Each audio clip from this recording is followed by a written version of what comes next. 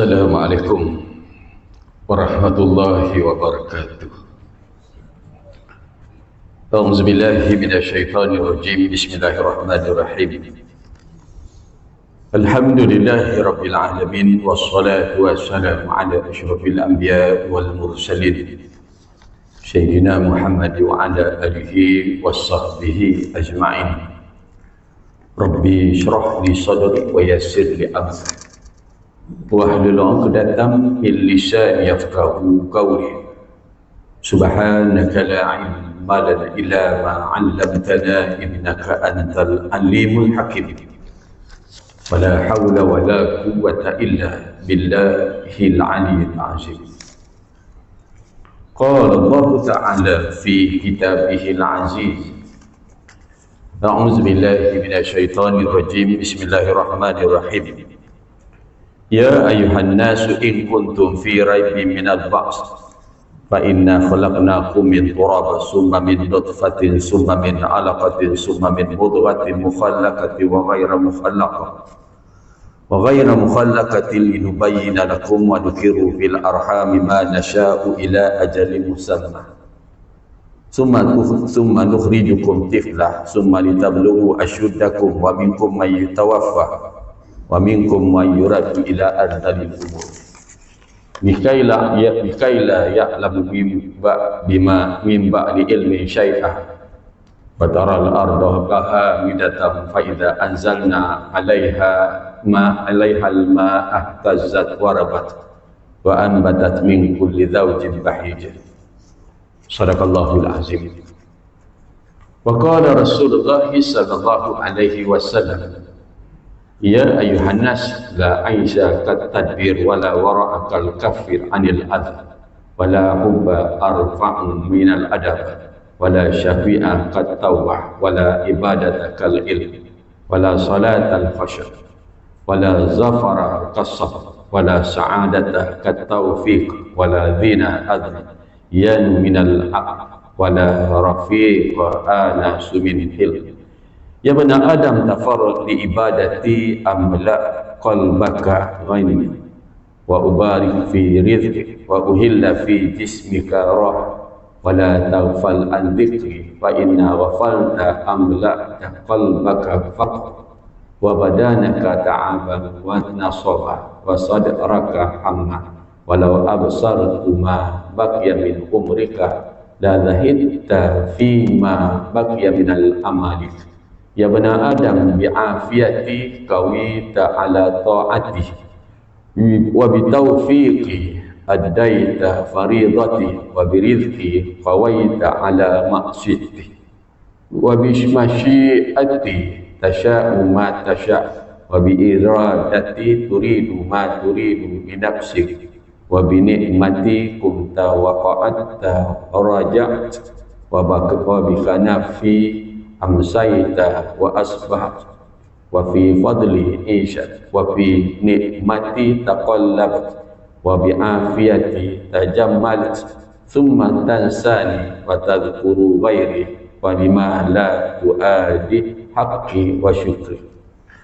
Firman Allah Subhanahu wa ta'ala di dalam surah Al-Hajj ayat yang kelima yang bermaksud, wahai manusia, jika kamu ragu-ragu tentang hari kebangkitan, maka pada hari kiamat, maka ketahuilah bahawa sesungguhnya kami telah menjadikan kamu daripada tanah, kemudian dari setitis air mani, kemudian dari sekepul darah, kemudian dari segumpal daging yang sempurna kejadiannya dan yang tidak sempurna kejadiannya, supaya kami terangkan kepada kamu kekuasaan kami, dan kami letakkan di tempat peranakan dalam rahim apa yang telah kami kehendaki sehingga masa yang tertentu. Kemudian kami keluarkan kamu sebagai anak, kemudian kami pelihara kamu hingga sampai tetap teguh. Di antara kamu ada yang diwafatkan, dan ada sebahagian daripada kamu yang dikembalikan kepada usia yang paling lanjut, supaya ia tidak mengetahui apa-apa lagi sesudah dia mengetahui. Dan suatu junjungan besar kita Nabi Muhammad sallallahu alaihi wasallam dalam sepotong daripada hadis ini dari kitab kumpulan hadis qudsi, Imam Al-Ghazali hadis yang ke-20 yang bermaksud, wahai sekalian manusia, tiada hidup jika tidak ada takbir, yakni tafakur kepada Allah, dan tidak warak namanya jika tidak tahan akan kesakitan, dan tidak ada cerita yang lebih tinggi, cinta yang lebih tinggi daripada adab, tiada penolong tanpa taubat, dan tiada ibadat tanpa ilmu, dan tiada solat tanpa rasa gemetar, dan tiada kejayaan tanpa kesabaran, tiada kebahagiaan tanpa mendapat taufik, tiada perhiasan yang lebih cantik daripada akal, dan tiada teman yang lebih penyayang daripada kelemah lembutan. Wahai manusia, curahkanlah waktumu untuk beribadat kepadaku, nescaya akan kupenuhi hatimu dengan kekayaan. Aku beri keberkatan pada rezekimu, dan aku semayamkan rasa tenteram dalam dirimu. Jangan lalai daripada mengingatiku. Jika engkau leka dan lalai, maka aku akan penuhi hatimu dengan kefakiran. Jasadmu sentiasa merasa letih dan penat, dadamu dalam keadaan berduka cita. Seandainya engkau tahu berapa lama lagi umurmu yang masih tersisa, maka engkau akan melupakan angan-angan panjangmu. Wahai manusia, dengan kesihatan yang aku berikan kepadamu, engkau kuat untuk mentaatiku, dan dengan taufik yang aku anugerahkan kepadamu, kau dapat menunaikan tanggungjawab kepadaku. Juga dengan rezeki yang aku curahkan kepadamu, engkau kuat untuk berbuat maksiat kepadaku. Dan dengan kemahuan yang aku berikan kepadamu, engkau dapat berkehendak apa yang engkau inginkan. Dan dengan iradahku engkau mempunyai kemahuan bagi dirimu, dan dengan nikmatku engkau boleh berdiri, duduk dan pulang. Dengan pemeliharaanku engkau dapat berbagi-bagi dan berpetang-petang. Dan kerana nikmat kurniaanku engkau hidup. Di dalam nikmatku engkau boleh berpusing, dan dengan kesihatan yang aku berikan engkau dapat berhias. Kemudian engkau melupakan aku dan mengingati yang selain dariku. Mengapa engkau tidak menunaikan hakku dan mensyukuri nikmat-nikmat kurniaanku?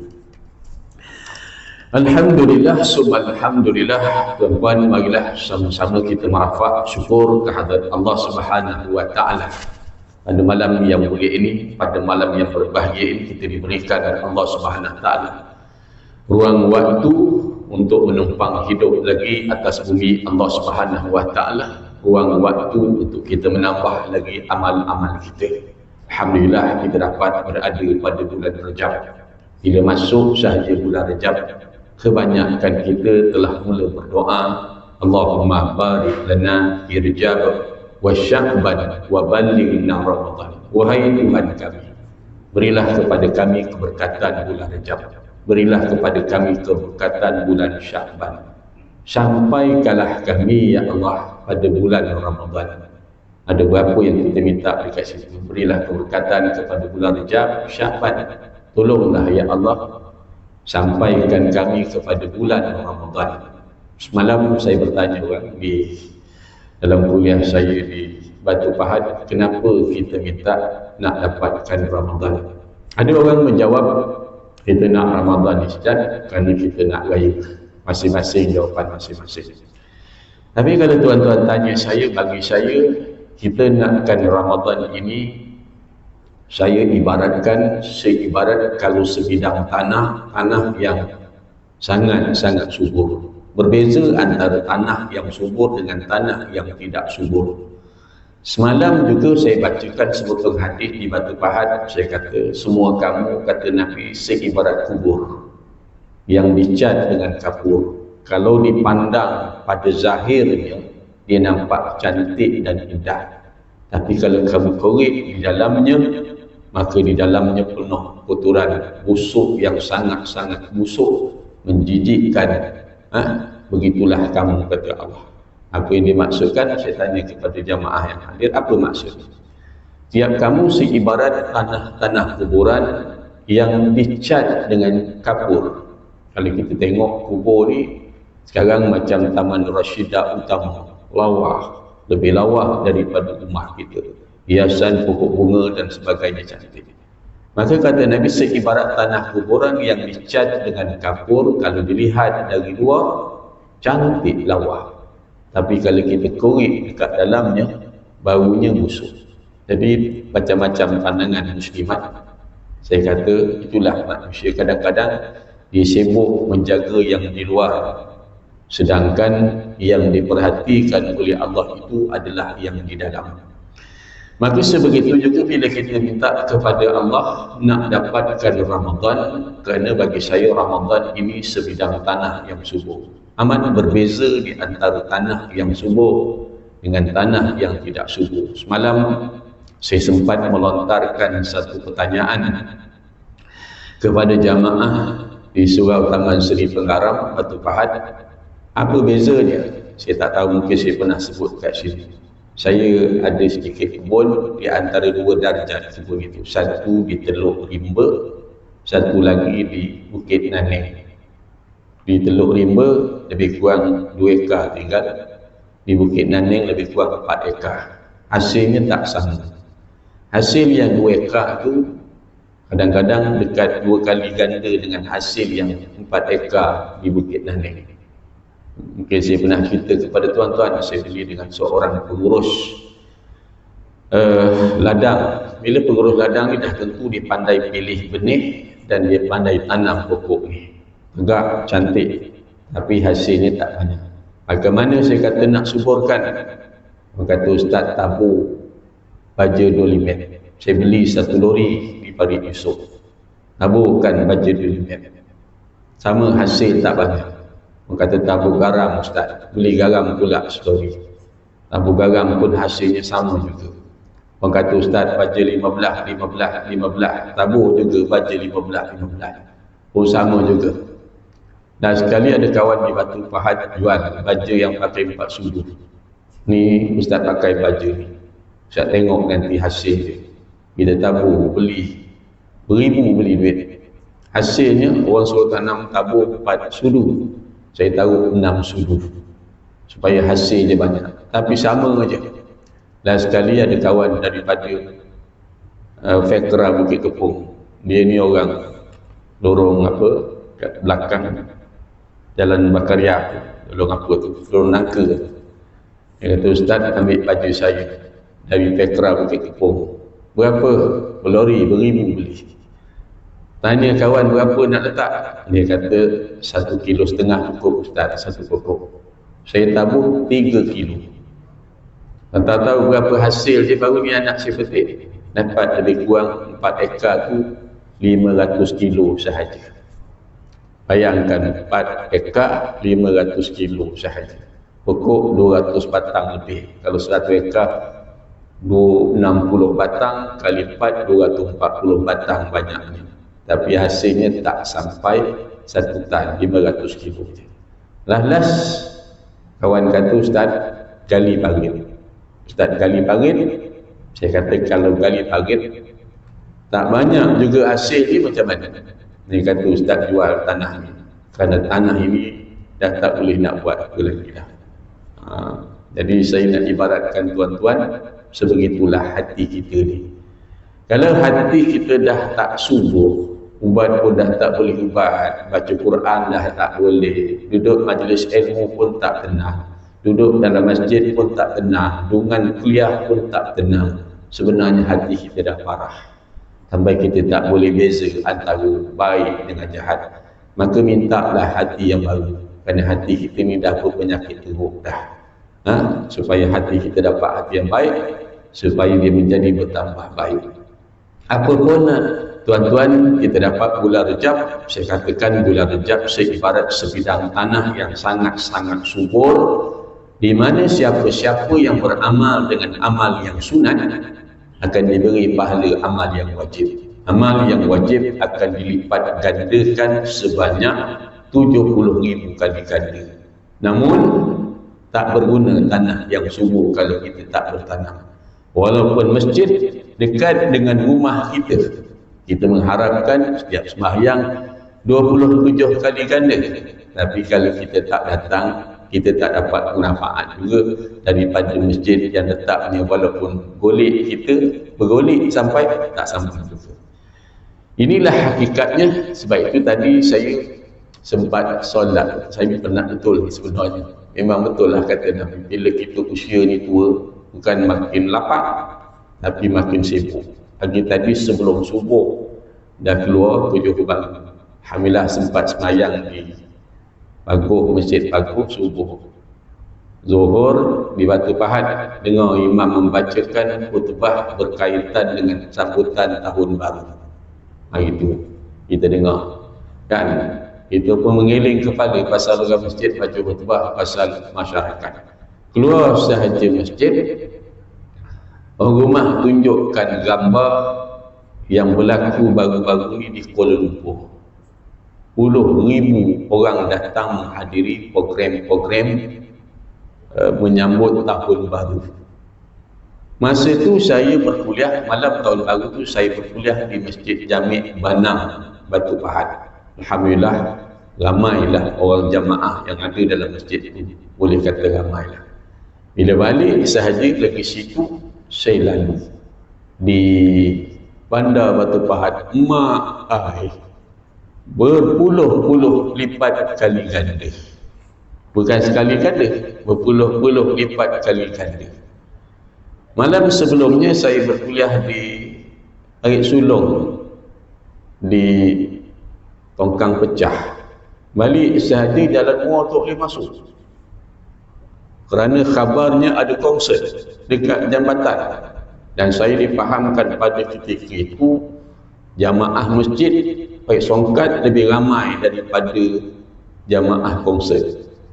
Kalau salah saya minta maaf cakaplah.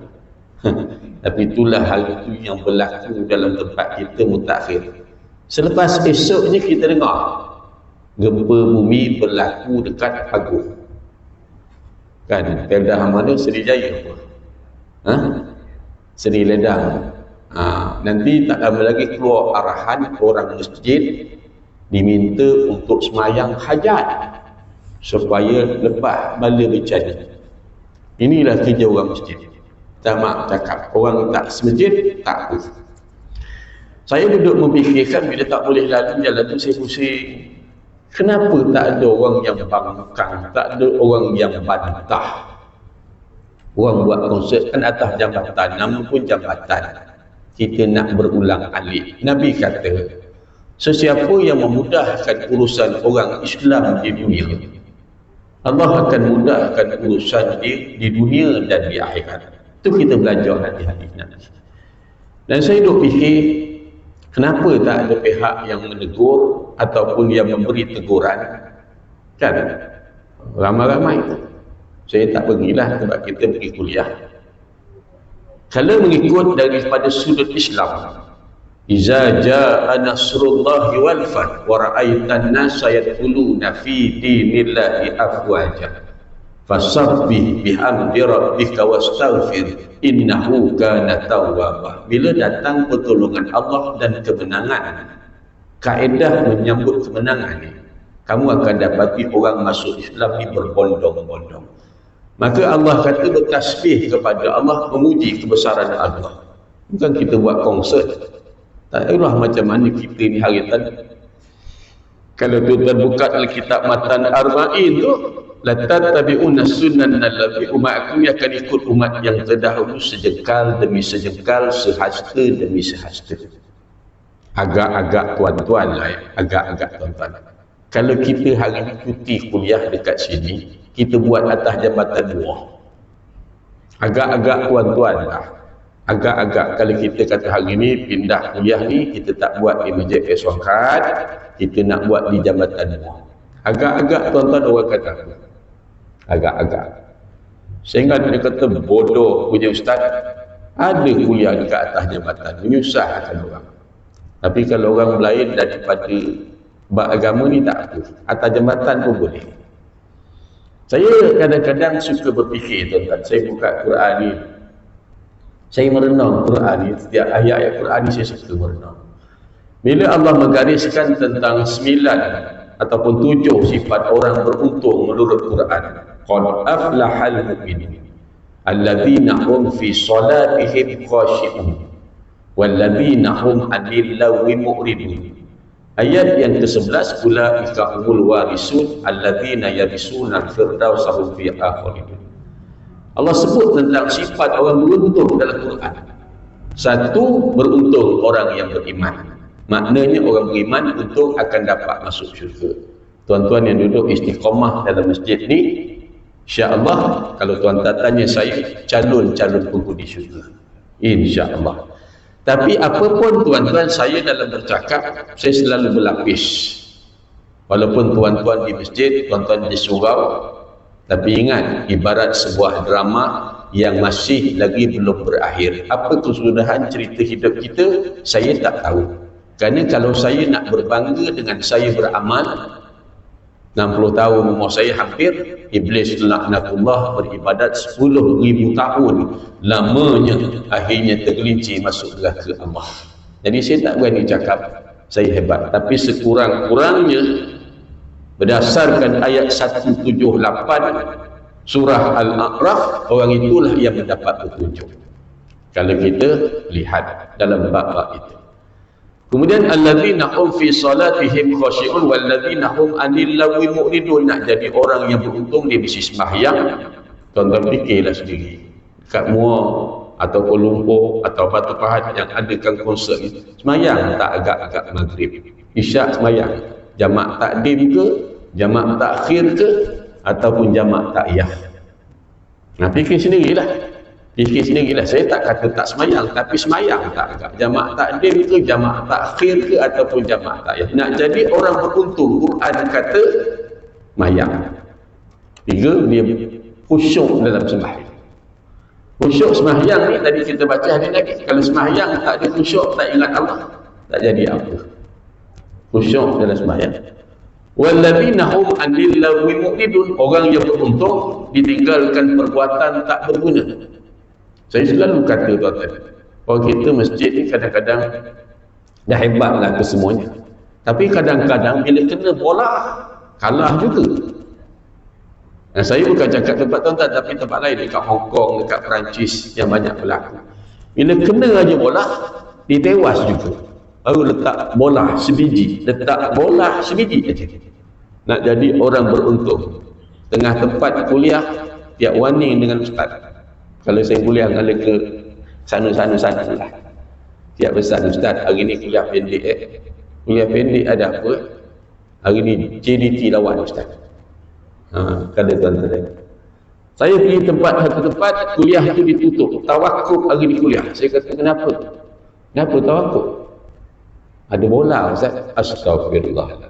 Oh, itu orang masjid, bukan orang tak masjid.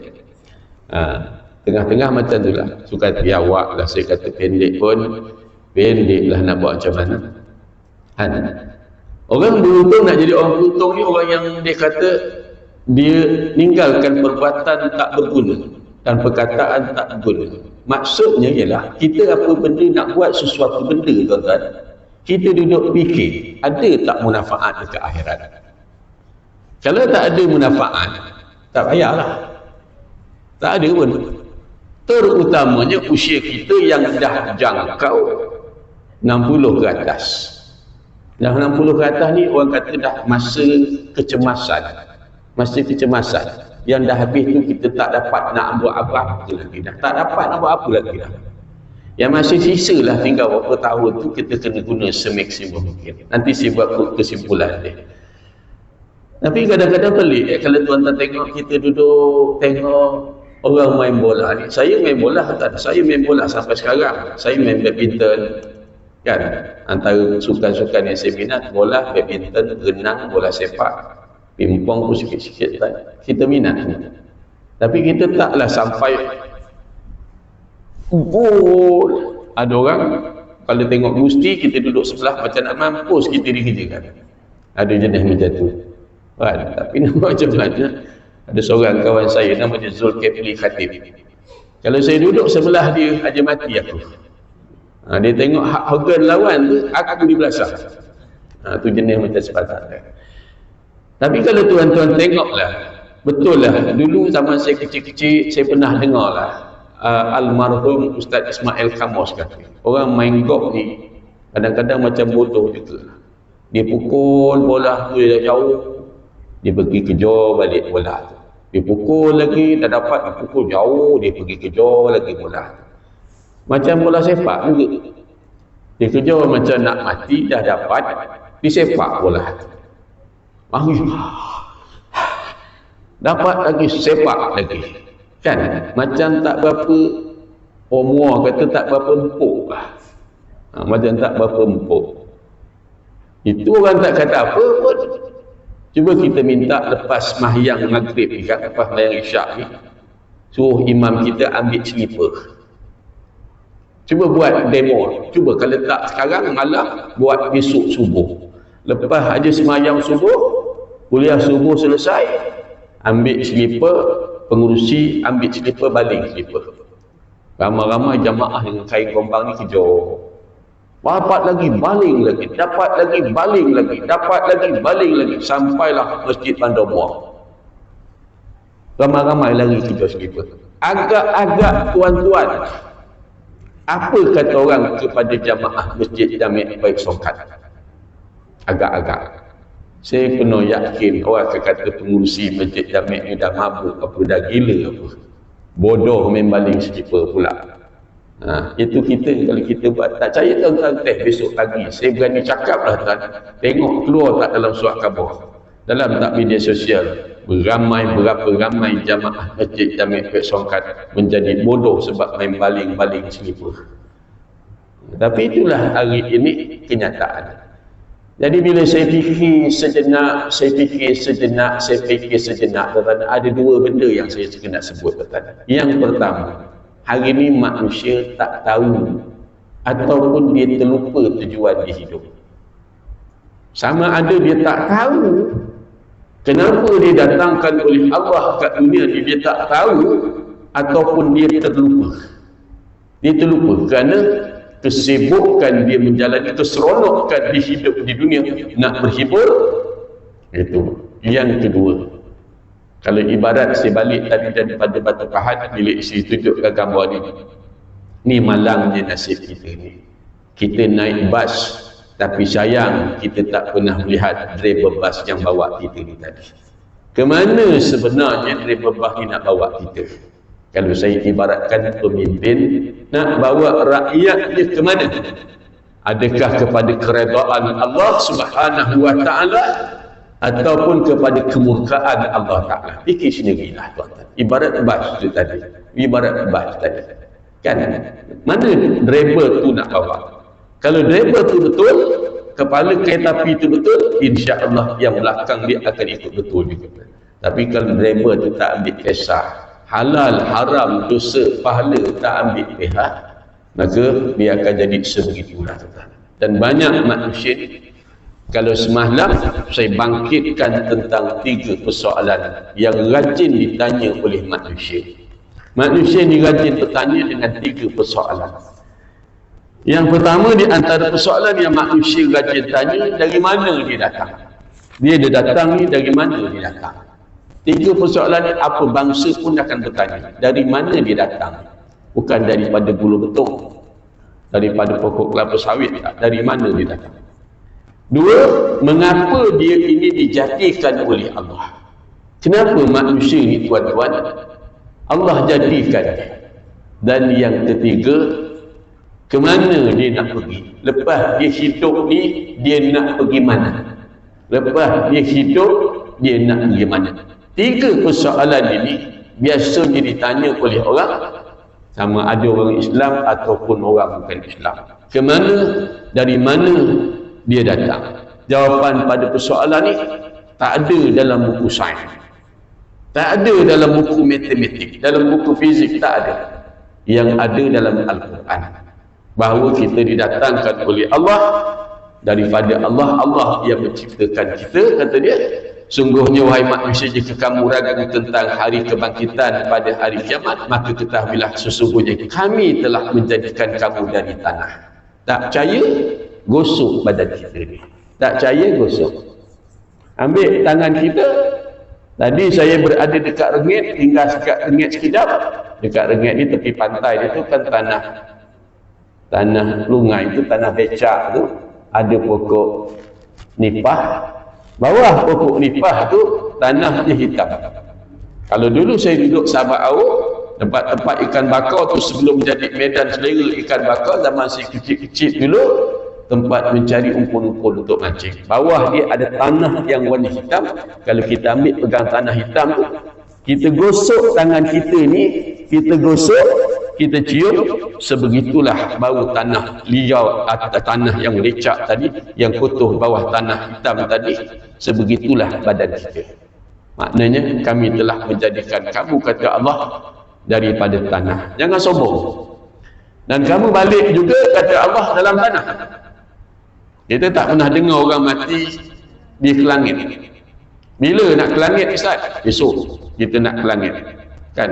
Yang ni ke bumi, orang miskin dia ke bumi, oleh kerana orang kaya maka kita hantar dia ke langit. Tak ada. Itu kena faham. Saya ulang banyak kali supaya tuan-tuan tahu, banyak mana pun harta kita, mewahnya kita, mati kita ke bumi, bukan ke langit. Itu ada seorang, mana saya kuliah tadi, nak masuk kuliah maghrib tu, dia datang jumpa saya, cerita pasal mak dia meninggal dunia. Kita cerita panjang tentang harta gini. Saya kata, apa ada berlaku? Bila dia meninggal dunia, Ustaz, kita selamat sahaja ke bumi kan, kita pun kemas rumah dia, Ustaz. Ustaz tahu tak banyak mana duit yang ditinggalkan? Tak, saya kata banyak ke? Kita kumpul duit yang ditinggalkan celah sini, Ustaz. Dia kata dalam bilik dia, rumah dia, ada sekitar lebih kurang hampir 400,000, Ustaz. Itu duit yang cash, duit cash. Kalau 400,000 ni, baik kuliah saya pernah, Allah mak sayang. Kan itu duit dalam pada tangan tu, yang dalam tu, yang dalam bank tak cerita lagi. Ini manusia. Kemudian Allah Ta'ala kata, kemudian kami jadikan di setitis air mani, kemudian dari seketul darah, kemudian dari segumpal daging, kemudian kata Allah dari segumpal daging, kemudian dari sempurna kejadian dan tidak sempurna. Ada yang sempurna kejadian dia, ada yang dimatikan tak sempurna.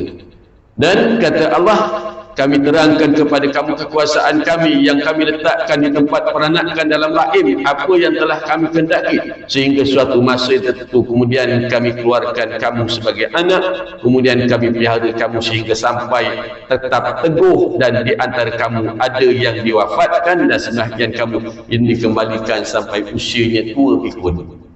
Ini hakikat Quran yang perkhabaran yang orang tak nak baca hari ini. Soal akhirat saya sempat baca dalam kitab Alam Barzah, tuan-tuan, berkaitan tentang malaikat. Satu hari malaikat mendatangi menziarah Rasulullah dalam keadaan malaikat menangis.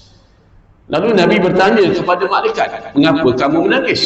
Kata malaikat, kamu tak melihat aku tak mau menangis seperti mana aku menangis?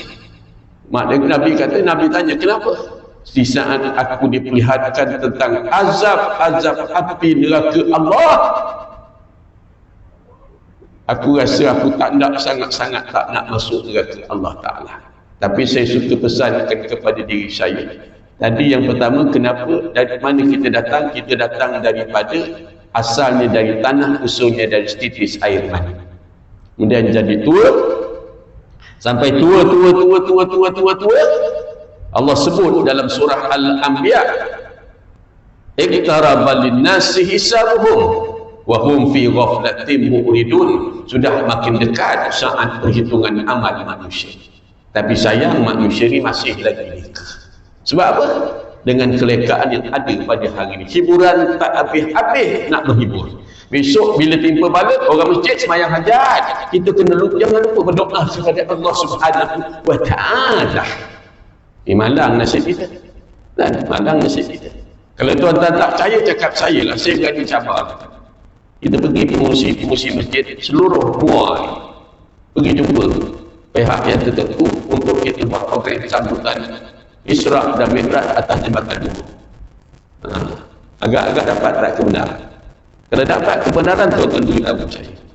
Kan? Dapat tak kebenaran? Lebih pelik bin ajaib, stadium sebegitu besar, kosong, tak boleh buat. Dekat Tanjung Mas tu sebegitu lusa, tak boleh buat. Kan saya cakap tuan-tuan marah. Tapi itulah yang disebut dalam kitab Matan Arba'in, tuan-tuan. Kita ni orang masjid, atau orang masjid ni ada sisi yang duk fikir kita aja. Itu satu bab lain.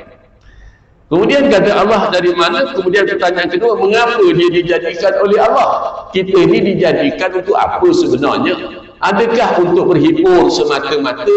Berhibur nak seronok sahaja ke? Tak. Berdasarkan kepada Al-Quran, Quran sebut 3 tujuan utama Allah jadikan kita ni. Yang pertama, fazakir fa inna zikra tanfa'ul mu'minin wa ma khalaqtul jinna wal insa illa liya'budun. Nak beribadat kepada Allah, nak cari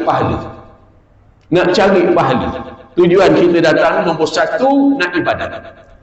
Dan alhamdulillah tuan-tuan, setiap benda yang baik kita buat ini dikira sebagai ibadat.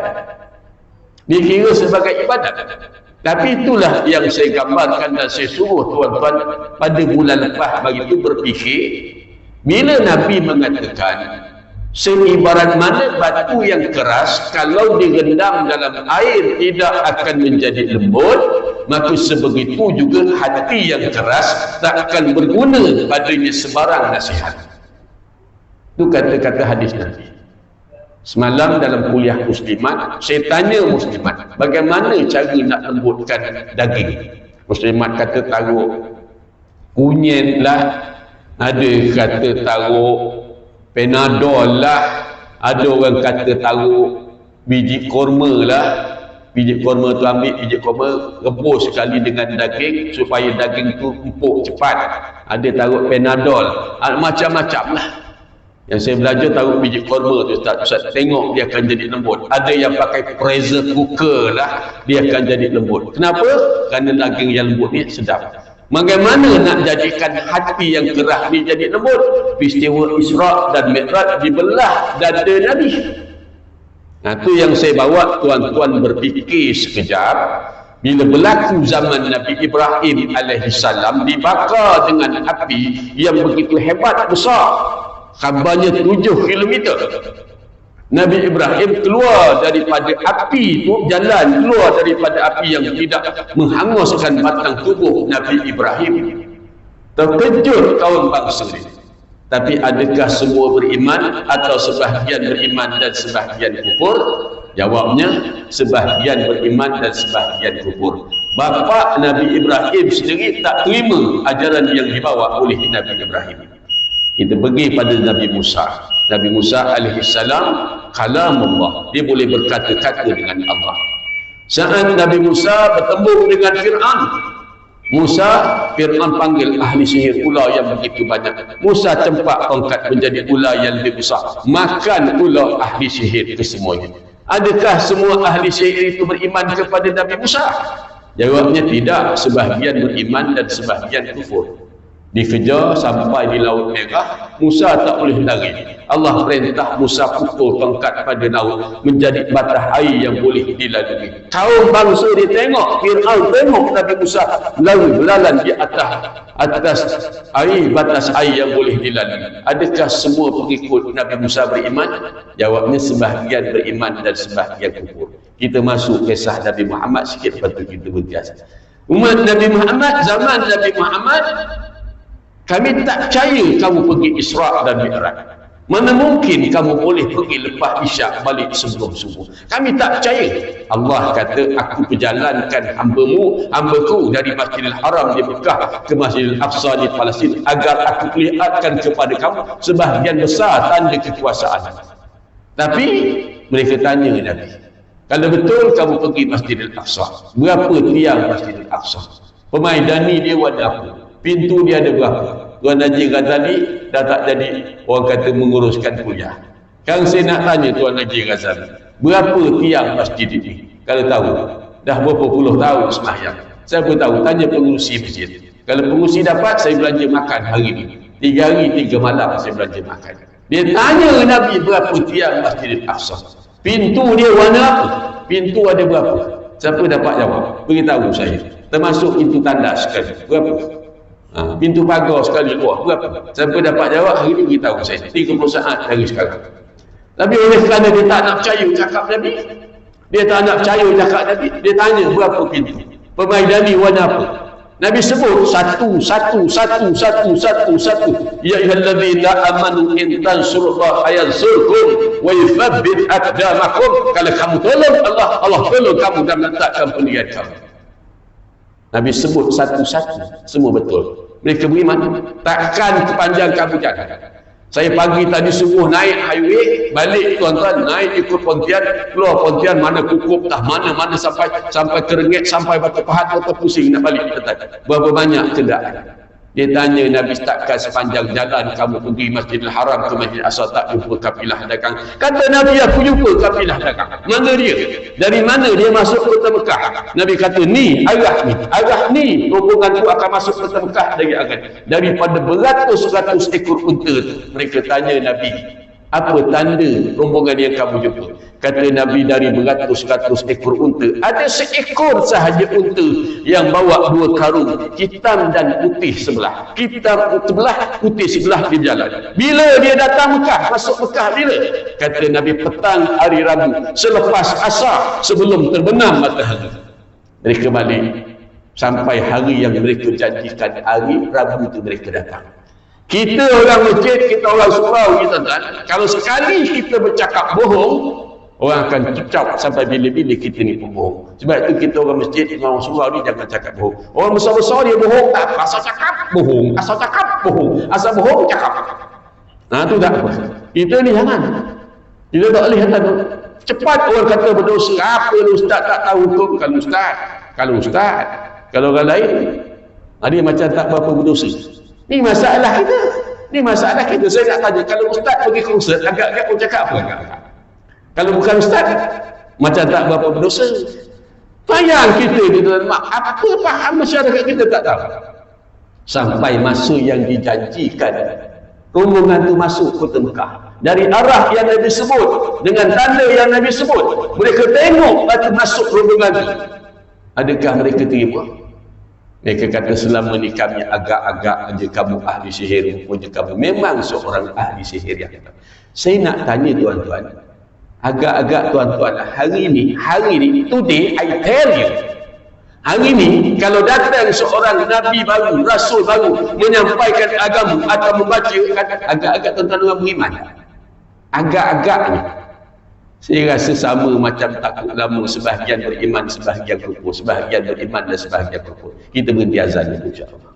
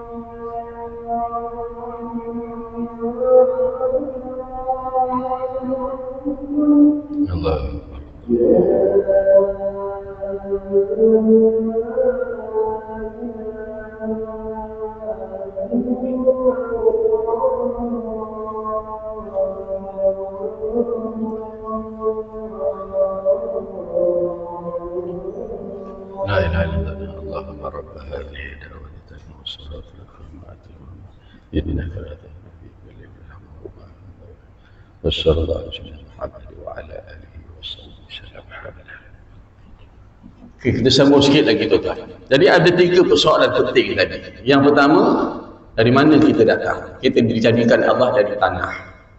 Kita jangan lupa tu, bagaimana hebatnya kita pun tanah. Dan kita akan kembali juga ke tanah. Yang kedua, persoalan yang kedua, mengapa dia dijadikan?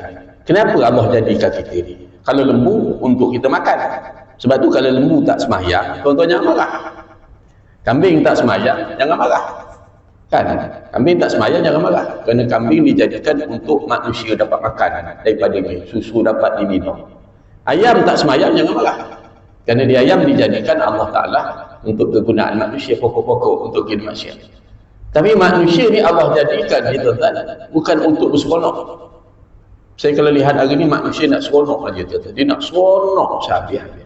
Tak habis nak seronok. Dia bukan nak seronok saja, tapi Allah jadikan manusia ni tuan-tuan ada 3 tujuan berdasarkan Quran. Yang pertama kata Allah, "Wa ma khalaqtul jinna wal insa illa liya'bud." Aku tak jadikan jin dan manusia kecuali untuk beribadat, mengabdikan diri kepada Aku. Saya cakap tadi, ke mana nak dibawa hari ni? Masyarakat nak bawa orang Islam ni, nak dibawa ke mana tuan-tuan? Nak bawa ke mana masyarakat Islam? Kita nak bawa orang ni ke mana? Keredaan Allah ke kemurkaan Allah? Keredaan Allah. Mesti tengoklah sendiri. Tuan-tuan perhatilah. Kalau ikut penelitian saya lah, tuan-tuan, kalau salah saya minta maaf lah. Kalau ikut penelitian saya lah, daerah yang paling baik di antara daerah yang baik dalam majlis-majlis ilmu ni Batu Pahat. Ada ikut penelitian saya lah. Kalau salah saya minta maaf lah. Tapi tumbuh juga. Saya tidur hari tu, Allah bagi mimpi. Satu mimpi kata, dalam kau bertanam pokok. Kalau kau bertanam pokok ni, umpama lada kita tanam, bukan sahaja tumbuh lada. Dia akan naik juga, lada tu bila dia besar, dia akan naik juga pokok-pokok yang lain. Kita tanam lada sebiji lada. Tapi bersama dengan lada yang sebatang tumbuh tu kadang-kadang naik juga pokok-pokok semak tadi. Ini yang kita tak nak lah. Kalau Islam dia kata marra minkum munkaran falyughayyir bi yadihi fa illam yastati fa bi lisani fa illam yastati fa bi qalbi wa dzalika adhaful iman. Saya pun habis membaca kitab Jauharul Mahbub pada tajuk berkaitan dengan liwat LGBT. Sekarang kita dengar diam dah, tak cakap apa lagi dah. Apa jadi pada yang LGBT, pada yang rasuah, kan, besar-besar. Bukan orang biasa, orang kampung, orang besar-besar, gaji besar, bukan gaji kecil-kecil yang makan rasuah tu, kan. Peningnya kita bukan benci rasuah ni sebab apa, tapi apa yang diajarkan oleh Nabi, ar-rashi wal murtashi finnar. Kita bacalah dalam kitab masalah, kita tak nak duduk dalam majlis ilmu, kita tak nak duduk, kita tak berapa minat, tak suka majlis ilmu, kan, takut terkena pada kita. Baik tu cerita Isra' dan Mi'raj ni tuan-tuan, orang tak ceritakan peristiwa-peristiwa itu menyeluruh cerita Isra' dan Mi'raj. Kenapa? Orang tak suka dalam tu cerita tentang orang makan rasuah, orang makan ribah, pemimpin yang tamak jawatan, nak jawatan semua dia nak dipikul kayu, tak habis dia kayu dipikul, dia letak lagi, tambah lagi pikul, dia nak lagi, dia lupa bahawa itu adalah amanah. Dia lupa bahawa itu dia akan dijawab besok pada hari akhirat. Dia lupa tu. Habis kalau orang ustaz-ustaz tak nak cakap, siapa nak cakap? Hari ni keluar pula lagi, lepas agak ni pula kata rasuah, lepas rasuah, satu demi satu. Itu yang kita nak bawa manusia ni tuan kepada agama, kerana agama ini ubat dan penawar. Tapi kalau ada ubat dan penawar, syahrul Ramadan alladzi unzila fihi Quran hudal linnas, petunjuk kita nak ikut macam mana? Tak lebih jadi Quran letak ke atas, susun cantik-cantik, baca dan dapat pahala, tapi tak diikuti. Tak jadi apalah, ubat kita tak makan, mana nak sembuh. Tujuan yang kedua, dia kata nak jadi ibadat. Yang kedua, ada 3 tujuan. Tujuan kedua, Allah kata innallaha ya'murukum an tu'addul amanati ila ahliha wa idza hakamtum bainan nasi an tahkumu bil adl. Untuk melaksanakan amanah. Saya suka sebut ni tuan-tuan, jangan lupa macam mana sibuk pun kita ni ada amanah. Tuan-tuan ada amanah, saya ada amanah, imam ada amanah, Bilal ada amanah. Semua saya cakap dengan satu orang pengurusi masjid tuan-tuan. Masjid Jami' Felda Fekra Felda Lenga apa tu? Ujung Batu 27. Cerita panjang. Saya kata, bila Haji pegang jawatan jadi pengurusi, dia cerita macam gini. Jangan ambil peluang untuk mendapat pahala sebanyak mana yang boleh dapat, Tuan Haji, saya kata. Sebanyak mana pahala yang boleh dapat. Apa pun kedudukan kita. Kalau kita jadi pengurusi, nak jadi pahala sebanyak. Kalau kita jadi ustaz, kalau kita jadi tukang bersih tandas, nak dapat pahala banyak mana. Tandas ada, bersihkan. Nak dapat pahala banyak mana. Kalau kita memang nak cari pahala sebanyak mana mungkin. Sebanyak mana mungkin. Nak siapkan bekal. Kan? Laksanakan amanah. Sama juga saya ngajar ilmu. Ngajar ilmu ni tuan-tuan, tanya dia, kalau memang kita nak cari pahala lah. Ada satu ilmu, ada orang bukan saya tak boleh ustaz, saya tak setuju pandangan orang kita. Pada saya, kita ada ilmu, kata Nabi, balighu anni walau ayat. Dapat ada sampaikan 21 ayat. Tuan-tuan tak nak ke tuan-tuan dah mati, pahala tuan-tuan masih berpanjangan? Tak nak ke? Tak nak ke? Tentu kita nak, kita dah mati, dah dapat ibadat kita duduk rumah. Kali kita dah berhenti kerja, saya dah berhenti kerja, dah pencen tu, tapi pencen tu masuk tiap-tiap bulan, kan sedap. Nak tak nak? Saya nak tanya tuan-tuan, nak tak kakak? Dah berhenti, dah tak kerja tapi dapat pencen, nak lagi tak? Sekarang pencen dah tak ada, ngasa lah kau, nak sangat.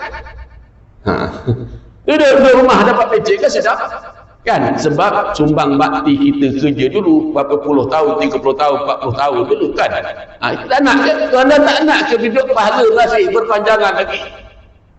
3 mati tu kata Nabi, Izzah mata ibnu Adam, mati anak Adam, terputus amalannya. Kalau ikut penat tuan-tuan ni, tak maaf cakap lah tuan-tuan ikut penat.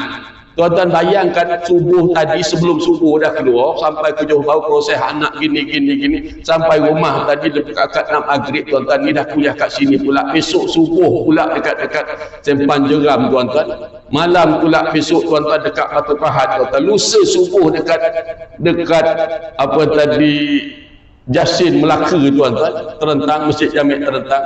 Subuhnya duha punya pula dekat Sungai Ampung tuan-tuan, malamnya pula kalau ikut penat. Tapi kita nak cari pahala. 2, Tujuan kedua untuk melaksanakan amanah. Tujuan yang ketiga Allah datangkan kita kat dunia ni ialah untuk mentadbir. Bila malaikat tanya nak berapa buat manusia, dia berbunuh-bunuh antara satu sama lain. Nak berapa buat manusia? Allah terpelak malaikat. Inni ja'ilu fil ardi khalifah. Aku nak jadikan manusia sebagai khalifah. Nak takbir dunia ni mengikut acuan Islam, bukan acuan kepala otak kita. Kita duduk menumpang. Pasal baru ni, pasal LGBT tuan-tuan, yang main apa, pakai towel, buntutnya ada kunyit, ada darah. Bila ditahan, orang cakap apa? Oleh kerana dia buat ni suka sama suka, kita tak boleh buat apa-apa. Saya tanya dengan seorang pegawai polis. Minta maaf cakap pertanyaan ni saya nak tanya je. Saya, tuan buat sekatan jalan raya. Saya pun lalu naik motor tak pakai topi leather. Tuan tahan saya. Saya pun cakap, saya buat ni dengan kerelaan saya. Kan? Dengan kerelaan saya tak pakai topi leather ni. Saya bukan menyusahkan orang, cik. Kalau pecah pun kepala saya, bukan kepala cik. Saya nak tanya, kena saman tak? Kena saman tak? Kena saman. Confirm kena saman. Saya nak buat macam ni, tuan-tuan buat sekatan jalan raya, katalah boleh kerja pijih ke buat sekatan jalan raya, saya tak pakai topi leather. Boleh pun tahan. Kenapa tak pakai topi leather? Saya pun jawab, saya buat ni tak pakai topi leather dengan kerelaan saya je. Dengan kerelaan saya dah. Saya tak menyusahkan orang, kalau pecah pun kepala saya, bukan kepala cik. Agak-agak kena saman tak? Saya nak tanya tuan-tuan, kena saman tak? Saya melihat suasana ni tuan-tuan berlaku malang nasib kita. Bila orang langgar larangan Allah, wali nafsika alaika haqqan wali ahsika alaika haqqan. Tuan-tuan boleh buka Matan Arba'in, tengok dalam kitab Matan Arba'in, kata dalam hadis Nabi dia kata setiap raja ada kawasan larangan dia. Setiap raja ada kawasan larangan. Bukan raja tuan-tuan duduk rumah tuan-tuan menjadi raja. Anak tuan-tuan tak boleh masuk rumah tuan-tuan pada waktu malam, pada waktu pagi, pada waktu tengah hari, suka-suka hati dia tak boleh masuk, melainkan minta izin. Tak payah banyak masjid tuan-tuan ni ada kawasan larangan. Oleh kerana saya kuliah dah lama dah, saya nak buang air kecil, saya kata malah dah nak keluar belakang sana, kat tepi ni boleh lah. Agak-agak kalau saya buang air kat tepi ni, saya nak tanya tuan-tuan buat apa? Saya ingat pengurusi kerja kerat yang terlibat Tuan Hajar punya ustaz. Ini kawasan larangan. Allah ni tuan-tuan, ada kawasan larangan Allah. Yang Allah haramkan tu arak, rasuah tuan-tuan, Allah haramkan. LGBT tu Allah haramkan. Kenapa hari ni bila langgar larangan Allah macam tak boleh buat apa-apa? Tetapi kes ni saya cakap tak. Saya bimbang benda dia tadi, yang lebih saya bimbang kalau buka Matan Arba'in ialah bala Allah ditimpakan. Marra minkum munkaran falyughayyir bi yadihi fa in lam yastati' fa bi lisani fa in lam yastati' fa bi qalbi wa dzalika adhaful iman. Yang ketiga, kita didatangkan untuk melaksanakan menjadi khalifah, nak takbir dunia ni. Ikut Islam, ikut Quran, ikut ajaran kita ni. Oh, Islam kita ikut Quran. Yang kita pergi duduk beraya kan, duduk ramai-ramai duduk atas jambatan tu, bawah jambatan untuk nyambut tahun baru tu, nak buat apa kan? Nak buat macam mana tak? Saya susah je nak cakap. Kan tuan-tuan kata ustaz, alah ustaz, alah. Astagfirullahaladzim. Susah itu. Yang ketiga. Soalan yang ketiga, pertanyaan kedua, mengapa dia dijadikan oleh Allah? Terkadang. Dan persoalan yang ketiga, ke mana kita nak kembali lepas kita hidup ni, duit kita banyak, rumah kita besar, kereta kita besar, bini kita besar, pangkat kita besar, lepas tu kita nak ke mana? Dalam kitab Air Mata Mahsyar, dalam kitab Sakaratul Maut, dalam kitab Alam Barzakh mengatakan destinasi manusia besok pada hari akhirat salah satu di antara dua tempat. Tuan-tuan jangan lupa, kita akan masuk syurga ke ataupun masuk neraka Allah Ta'ala. Kita akan diumpan dua tempat, syurga ke atau neraka Allah Ta'ala. Kiraman katibin ya'lamu ma taf'alun, innal abrara lafi na'im wa innal fujara lafi jahim. Oh, nak fikir boleh ustaz, saya ada kebun sawit saya tu tuan. Ada kebun sawit tu, dah macam mana tanah sepadan kebun kita ni, tanam sawitnya tak nak buah banyak. Bila dekat tanah sepadan ni pula tuan-tuan, banyak pula pokok sawit ni berbuah. Bila saya kuliah dekat Masjid Bandar Muar, Ada kata ustaz, yang dahan tempat ustaz ambil, yang dahan tempat dia ambil. Tak boleh. Saya kata, kenapa tak boleh? Kerana matan arba'in kata yang halal itu jelas, yang haram itu jelas. Orang yang sama-sama, orang yang menjaga agama, dia tak akan makan yang sama-sama, dia tak akan ambil yang sama-sama. Yang suka ni sama-sama. Kalau tak ada ini boleh ambil tak? Saya kata tak boleh. Kerana Quran kata kiraman katibin ya'lamu ma taf'alun. Dua ni, kiraman dan katibin, lihat kita dicatat. Saya tanya dengan orang Batu Pahat, kalau kiraman dan katibin tak ada, boleh tak ambil? Dia kata boleh Ustaz. Tak boleh Wak Jamil. Mana boleh? Kiraman katibin tak ada. Yang ada al-yawma nahkimu ala afwahihim wa tukallimuna aydihim wa tashhadu arjuluhum bima kanu yaksibun. Pada hari kita baca setiap Jumaat, kami tutup mulut mereka lalu berkata tangan mereka, kaki dia menjadi saksi. Kalau kaki dan tangan tak ada, boleh ambil tak? Dia kata boleh. Mana boleh? Buka surah Fussilat ayat 21. Tengok dalam surah Fussilat, kulit akan bercakap. Kalau kulit tak ada, boleh ambil tak? Tak boleh. Allah ada dalam ayat surah Sabah ayat 1, 2, 3, 4. Allah mengetahui yang sebesar darah maut yang ada di langit di bumi, walaupun sekecil ataupun sekecil. Jadi kita jangan lupa tuan-tuan, sesedap mana pun kita hidup kat dunia ini. Saya nak pesan kepada diri saya sendiri dan kepada tuan-tuan yang hadir dalam kuliah ini. Saya nak pesan kepada diri saya sendiri, ad-dinu nasihat. Agama ni nasihat. Sebenarnya pergerakan kita setiap hari, setiap masa, dia semakin hampir ke salah satu di antara dua destinasi, syurga ataupun neraka Allah Subhanahu Wa Taala. Jangan lupa ni. Jangan kerana seperti mana kata almarhum Tuan Guru ni Abih Hikmat, ibarat musang dengan pisang. Dia letakkan pisang 2 biji, musang tu pusing keliling sangkar tadi nak dapatkan pisang yang 2 biji. Akhirnya dia masuk juga dalam sangkar, pintu sangkar tertutup. Rupanya pisang yang 2 biji itu hanyalah sebagai umpan untuk memperangkap si pusang. Jangan sampai kita sedapnya dunia ni, kita lupa bahawa kita akan berada di salah satu di antara dua destinasi, sama ada syurga ataupun neraka Allah Subhanahu Wa Taala. Kita sampai muka surat berapa kita?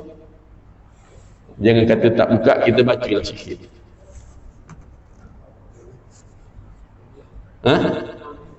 Sampai pada muka surat 65. Kita ambil sikit aja tuan-tuan. Jangan kata tak ngaji. Nanti ustaz kata tak belajar. Kita ambil lah sikit tuan-tuan. 65. Iaitu mengingkari atau mencela Rasulullah dan kerasulannya. Betul? Itu perkara yang seterusnya. Iaitu perkara atau perbuatan yang menjadikan seorang itu kafir, menjadikan seorang itu batal akidah dia mencela atau mengingkari atau mencela Rasulullah atau kerasulannya. Dia cela Nabi. Itulah perkataan atau perbuatan itikad yang menafikan atau mencela kerasulan atau pribadi orang yang menjadi rasul dan mengingkari apa yang dikhabarkan oleh Rasulullah SAW seperti tentang kebangkitan selepas mati. Dia tak percaya dah mati, dia tak percaya perkhabaran Nabi ini dia akan dibangkitkan balik. Dia tak percaya ada hitungan amal, ada titian syirat. Saya baca dalam kitab Iman Hakikat Rukun dan Pembatal, sampailah kepada satu bab meniti titian syirat. Jamaah surau muslimat khususnya menangis berjurai-jurai air mata dia. Di antara manusia meniti titian syirat itu yang paling payahnya kata dalam hujung kitab tadi, baik itu masa itulah manusia akan menuntut hak masing-masing. Faham maksud menuntut hak? Dulu saya pernah sebut kepada tuan-tuan, bila manusia meniti titian syirat, nak menyeberangi, nak masuk ke syurga Allah, dia akan disekat dan disoal dengan 7 persoalan. Soal akidah, soal sembahyang, soal puasa, soal zakat, soal haji, soal wudu dan mandi wajib, dan yang akhir sekali, ada tak dia buat zalim dengan orang. Hari ini kalau tuan-tuan tengok siapa yang buat zalim dengan orang, dia lepas kerana kepandaian dia, petah dia bercakap, dia lepas. Berlaku kat mana yang langgar kereta tu dekat mana tu, air keruh apa tu kan, mana yang mana-mana kita malah nak lepas. Tapi banyaklah yang berlaku orang pandai bercakap, dia lepas. Dia pandai berhujah, icuk sikit aja dia lepas. Tetapi besok di mahkamah Allah disangkut. Maksudnya, kalau hari ni tuan-tuan ada hutang orang RM5, tak nak bayar RM5, RM5 bukan banyak sangat. Sekarang memang tak ada masalah. Tuan tak tahu tak bila RM5 itu penting? Bila tuan-tuan hari ni saya bagi tuan-tuan 20 sen seorang, tuan-tuan kata 20 sen saya kita budak-budak. Tuan-tuan tahu tak bila 20 sen itu penting? Bila 20 sen itu penting? Bila tuan-tuan duduk tengah-tengah bandar nak masuk tandas kena ada duit 20 sen. Tu tuan-tuan cari duit. Sama juga saya besok tuan-tuan di saat saya ditakdirkan tak cukup pahala, saya teringat mana yang ada hutang saya. Mana ada hutang saya, ada dosa saya. Bayar balik. Pahala dah tak ada dah. Habis dia ukit pahala. Pada ketika tu nak bayar dengan duit dah tak ada lagi. Saat ini yang paling payah kalau orang fikir soal akhirat. Tapi kalau orang tak fikir soal akhirat, dia langgar. Maupun dia kata tidak percaya tentang mahsyar, hisab, mizan, sirat, syurga, neraka dan lain-lain lagi dari perkara yang lain. Begitu juga mengingkari Al-Quran dengan apa cara sekalipun kerana Al-Quran yang disampaikan oleh Rasulullah bahawa ianya daripada Allah SWT.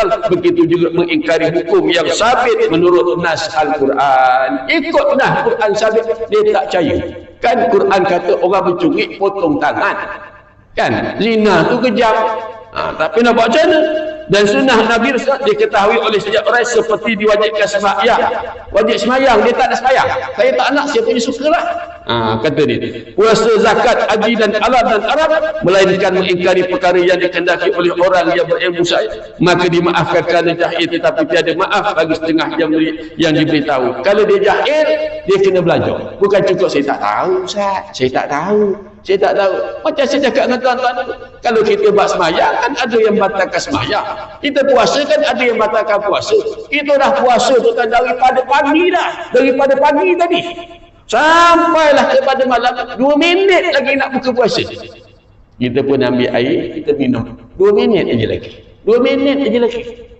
Boleh tak kita kata, cepat, 2 minit takkan Allah Ta'ala minta pengasih. Nah, 2 minit lagi. Ada berani? Tunggu besok bulan Ramadan. Pegang biji kurma. Semalam kita puasa kan, duduk dekat masjid. Cakap rumah makan lah. Belum azan. Sana dah azan dah. Dah bunyi ting. Dia nak tunggu juga imam tu habis azan pun makan. Dah masuk lah tu. Maknanya orang kita ni dia punya takutnya buka puasa batal. Pegang. Subhanallah walhamdulillah wala ilaha illallah wallahu akbar wala haula wala quwwata. Imam masjid, imam kata Allah yang nafsu biji kurma. Cuba sempat 30 saat boleh? Tak ada. Ada tuan-tuan tengok orang semayang, ada tak semayang? Kita semayang subuh ni orang buat 2 rakaat, kita buat 4 lah, banyak sikit, pahala besar sikit. Lagi bodoh rupanya. Tu benda-benda baru agama ni bukan otak. Panjang lagi tuan. Maka berkatalah Imam Ibn Hajar Al-Haytami dalam kitab, jadi antara perkara kufur dan syirik itulah seorang yang berazam untuk menjadi kafir. Berlaku tak tuan? Ada. Dulu zaman-zaman saya bujang-bujang, ada seorang cikgu, nama dia Cikgu Hamzah. Dia ni bertunang dengan seorang perempuan. Perempuan tu cikgu juga. Bertunang. Dia tanya perempuan tu, awak ni sebelum kawan dengan saya, ada tak awak kawan dengan lelaki lain? Kata cikgu perempuan tu, tak ada. Betul ke? Kata cikgu perempuan tu, kalau ada saya keluar daripada Islam. Macam mana Ustaz? Saya keluar dah. Masa dia cakap pun dah keluar dah. Bukan tunggu berlaku. Sebab itu dalam Islam ada benda yang main-main jadi betul-betul, betul-betul pun jadi betul-betul. Itu kita kena faham. Main-main jadi betul-betul, betul-betul pun jadi betul-betul. Di antaranya kita ceraikan bini kita. Main-main jadi betul-betul. Betul-betul jadi betul-betul. Kita nikah. Saya cakap dengan Tuan Haji, contoh.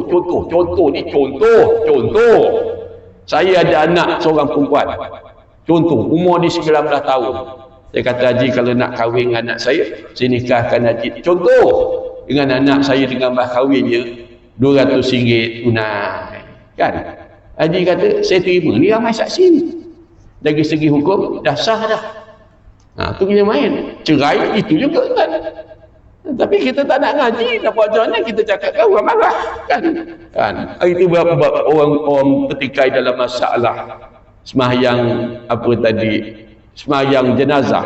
Dia kata haram sembahyang jenazah selepas sembahyang asar. La ilaha illallah. Ada pula mengatakan sembahyang